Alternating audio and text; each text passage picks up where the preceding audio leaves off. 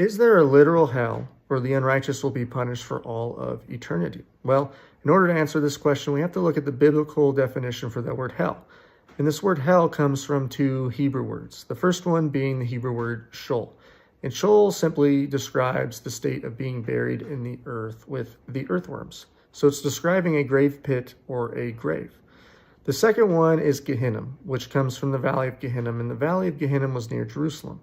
In this valley, there was many religions that would sacrifice people on an altar with fire, resulting in their death or the grave.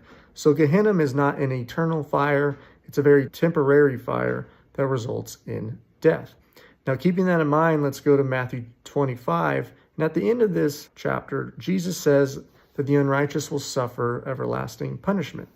Now, in Hebrew, it actually says that the unrighteous suffer Gehenna. So Jesus is not saying that they will go to a literal hell and burn forever. He's saying that they will suffer a death by fire, resulting in the grave. If we go to Jude chapter 1, verse 7, this verse essentially says that Sodom and Gomorrah is an example of the eternal fire. Now, Sodom and Gomorrah still burning? No, it's not.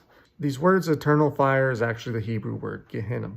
So Sodom and Gomorrah is an example of Gehenna, which is correct. Sodom and Gomorrah was destroyed by fire, resulting in the death and those living within going to the grave. So where did this idea of hell being an everlasting place where people burn for eternity come from? Well, in Greek mythology, they taught that if you didn't believe in the Greek gods, that you would go to a place where you would burn forever.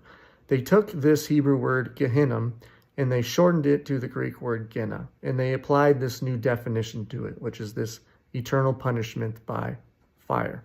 In the early 300s, Pope Constantine destroyed all Hebrew New Testament manuscripts in favor for all the Greek manuscripts. So now with the Greek manuscripts, they use this word Gena instead of Gehenna, and they use the definition of Gena, which is an eternal place where you're punished and burned forever.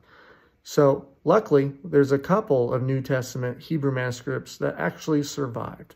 And if we look at these, you'll see that the word Gehenna is used here.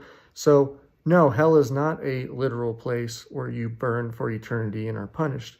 It is actually just simply describing how people die. They die as a result of fire, which then causes their death, sending them to the grave. Now, if you want to know who is the one that causes this fire sending people to Gehenna or the grave, make sure to check out Revelation 13:13.